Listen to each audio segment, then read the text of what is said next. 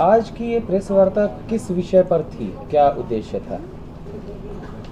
आज के प्रेस वार्ता का विषय है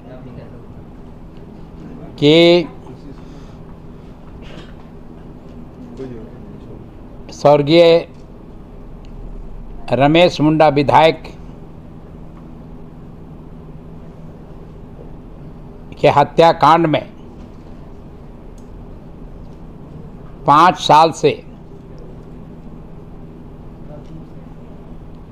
राजा पीटर आरोपी के हत्या के आरोपी के केस में बंद हैं।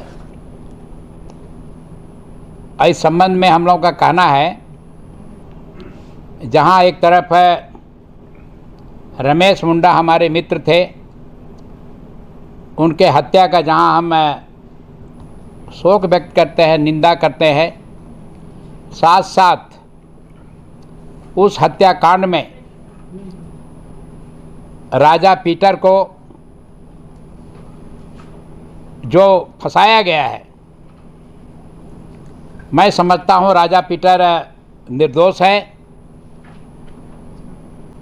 अब उसके कारण हैं जो हम आपके सामने उसको रखना चाहते हैं। पहला कारण है जो एनआईए एक्ट 2008 में बनता है। पार्लियामेंट 2008 में एनआईए एक्ट को पास करता है। ये घटना एक्ट के आने के 6 महीना पहले का है, जब रमेश सिंह मुंडा जी का हत्या होता है। उस केस में एनआईए के तहत राजा पीटर को बंद किया गया है। ये भी स्पष्ट होता है, हत्या हो रहा है, हत्या के बाद जो है एक्ट आता है, उस एक्ट में उस हत्याकांड को शामिल करना, मैं समझता हूँ ये भी समझ के परे है, जो स्पष्ट करता है कि षड्यंत्र के तहत जो है राजा पीटर को फंसाया गया है। दूसरा मेरा कहना है कि इसके गवाही हैं, जो आरोप है कि आपका दूसरा आरोप है कि बिंदु देवी जो बरियातू की रहने वाली है, गांव की रहने वाली है, ये भी आरोप है एनआईए में कि बिंदु देवी के घर में पैसे का लेन देन हुआ है। जब पैसे का लेन देन बिंदु देवी के घर में हुआ है, बिंदु देवी घर में नहीं थी। बिंदु देवी घटना जिस दिन लेन देन का जिक्र है, उसके 5 दिन पहले ही पलामू नैहर पड़ता है, नैहर गई थी शादी में, और 5 दिन के बाद आई है। तो ये भी स्पष्ट करता है कि पैसा लेन देन में राजा पीटर का हाथ है। जो जिसके घर में लेन देन किया गया है, वो जब घर में थी ही नहीं, ताला बंद था, और उसी आधार पर बिंदु देवी को इस केस से रिहा किया गया है। तीसरी बात, जो विष्णु भगत इसका गवाह है, विष्णु भगत को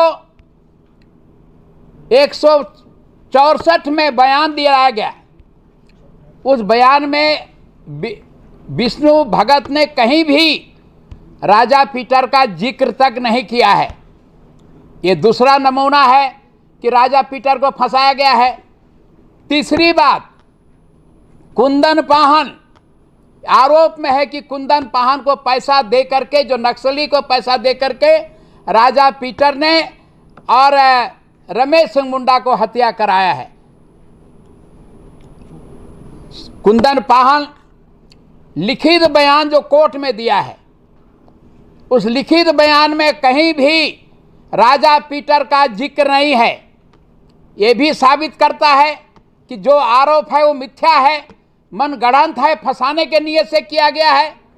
चौथी बात, जो आपका इन्वेस्टिगेशन हुआ केस में, पुलिस का जो आईओ है, जो सीआईडी का जो आईओ है, जो जांच कराया गया, किसी का भी रिपोर्ट में राजा पीटर का नाम नहीं है। तो ये भी साबित करता है कि राजा पीटर को इस केस में फंसाया गया है। 8 साल के बाद, घटना के 8 साल के बाद राजा पीटर को इस केस में फंसाया गया है। तो ये सब जो है साबित करता है कि राजा पीटर निर्दोष हैं। मनगढ़ंत केस में जो है झूठे जेल के अंदर में उनको बंद रखा गया है।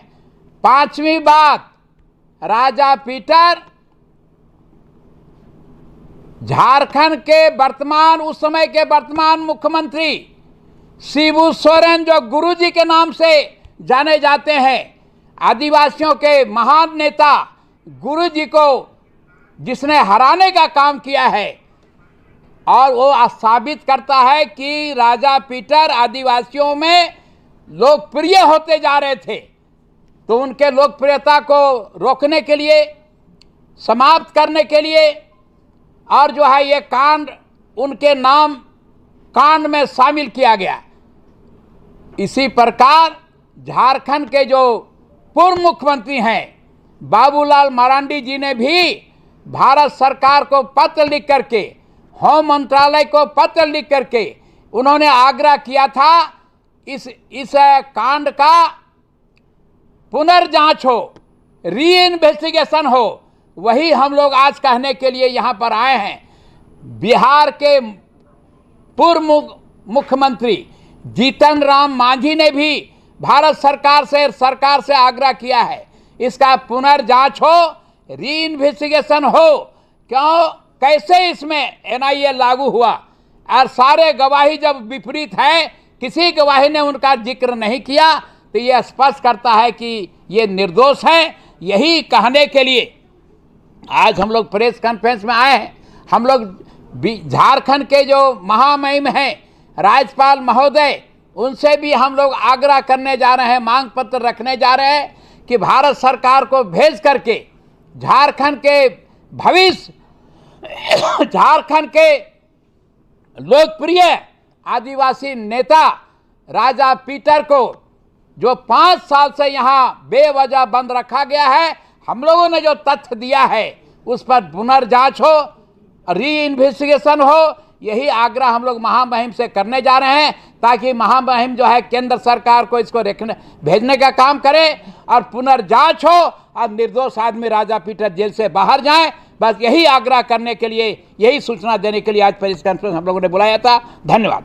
आप लोग कब जा रहे हैं राज्यपाल महोदय के पास? राज्यपाल महोदय आज नहीं है, कल हम लोग समय मांगे थे, लेकिन महामहिम महोदय आज नहीं है, चले गए हैं देवघर। वो 13 तारीख को आएंगे। 13 तारीख आने के बाद फिर उनसे समय निश्चित करके हम लोग उनसे मिलेंगे डेलीगेशन में, और आग्रह करेंगे कि ये एनआईए कैसे इसमें आया, और ये जो बिंदु दिए हैं उसकी जांच पुनर्जांच हो, ताकि निर्दोष आदमी बाहर जाए।